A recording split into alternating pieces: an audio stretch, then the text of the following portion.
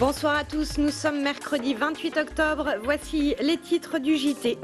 Le point sur Alternative Post, une nouvelle entreprise en concurrence directe avec la Poste et qui distribue chaque mois plus de 30 000 plis sur l'agglomération. Le match de football qui opposait hier soir Angers-SCO à Brest et une défaite de plus pour les Angevins battus 2-1, Stade Jean-Bouin. Et puis enfin, coup de projecteur sur des cinéastes actuellement en résidence à l'abbaye de Fontevraud. On démarre avec ces postiers d'un nouveau genre, habillés en rouge et noir. Depuis le 1er juin dernier, l'entreprise Alternative Post s'est implantée à Angers. Elle emploie actuellement une dizaine de personnes et comme son nom l'indique, elle est spécialisée dans la distribution du courrier. Mais vous allez le constater, son arrivée suscite un certain nombre de questions. Reportage de Lisa Boval et Fabrice Gadon. L'idée d'Alternative Post est née à Lyon il y a tout juste 3 ans. Et c'est un Angevin, Yannick Chevillon, qui est à l'origine de ce concept. Pour l'instant, 12 villes en France, dont Angers, ont vu Alternative Post s'implanter. Pour la distribution des plis, pas d'adresse, mais des informations géocodées qui ressemblent à des codes barres permettant aux facteurs de se repérer comme le fait n'importe quel GPS dans une voiture. On fonctionne avec des codes géoposition qui nous indiquent le nom de la rue avec des listes qu'on a au dépôt et du coup sur les paquets qu'on a on met le nom de la rue pour pouvoir s'y retrouver. En France, la distribution des plis de moins de 50 grammes est encore pour l'instant un monopole de la Poste. Grâce à ce système de géolocalisation, Jean-Paul Champiré, le responsable de l'agence angevine d'Alternative Post, considère qu'il respecte la loi. Aujourd'hui, c'est vrai qu'on est sur un secteur qui est aujourd'hui normalement le monopole de la Poste, sauf que notre produit à nous ne correspond pas à ce monopole, puisque sur nos plis, il n'y a pas d'adresse. À partir du moment qu'il n'y a pas d'adresse, on ne peut pas considérer que c'est un pli adressé. Donc c'est un produit totalement différent. Côté syndicat, on ne semble pas trop s'inquiéter pour l'instant de l'arrivée d'Alternative Post à Angers, qui ne propose qu'une dizaine de tournées, contre 800 pour les facteurs classiques dans le département. Quant au prix d'Alternative Post, qui serait 20 à 30% moins cher, il laisse dubitatif ce responsable syndical. Nous aussi, on a des tarifs, particuliers, préférentiels, y compris pour les entreprises. L'entreprise ne paye pas son timbre à 56 centimes. Suivant l'importance du volume, il y a des marchés qui se traitent aussi, je pense, à la même hauteur que fait Alternative Post.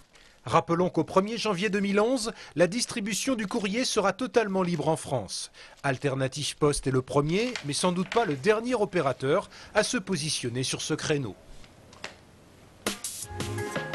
Une image à présent, c'était l'un des lieux très appréciés dans le quartier de la Roseraie à Angers, la passerelle piétonne de l'avenue Winston Churchill qui permettait aux habitants de passer d'un côté à l'autre de l'avenue.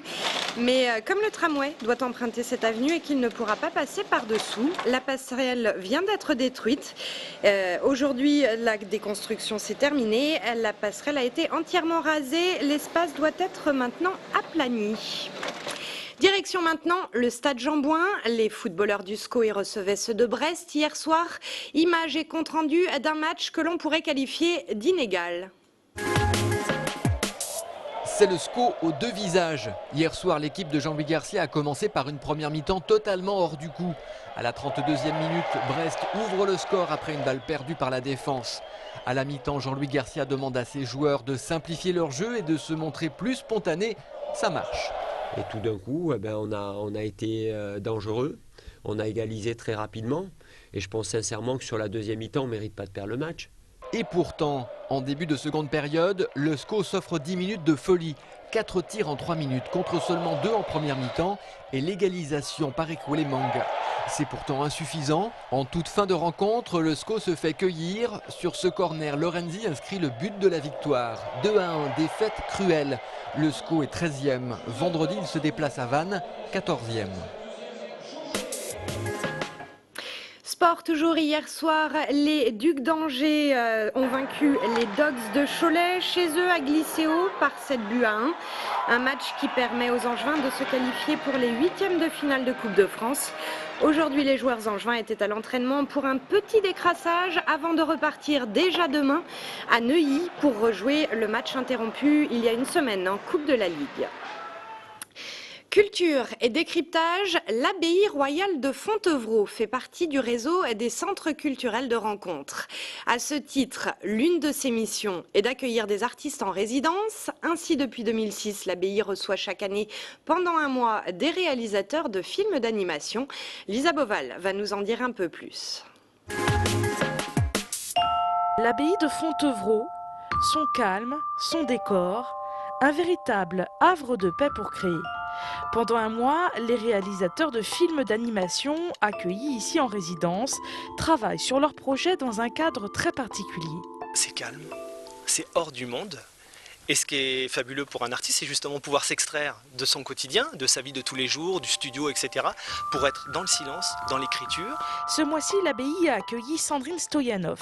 Elle a gagné le prix du court-métrage d'animation en 2008 au festival Premier Plan d'Angers. Et la récompense était une résidence d'1 mois dans ce lieu. Ici, elle commence à travailler sur son 2e court-métrage. Moi déjà, je vis à Paris, donc ça veut dire petit appartement, beaucoup de bruit, pas d'horizon. Et en fait, ici, c'est le calme. En fait, je me suis rendu compte en arrivant là que le lieu se prêtait bien à mon sujet, parce que je voulais parler de l'enfermement, justement. Et du coup, l'abbaye m'inspire beaucoup, donc j'ai aussi beaucoup pris de photos, je me suis beaucoup promenée dedans.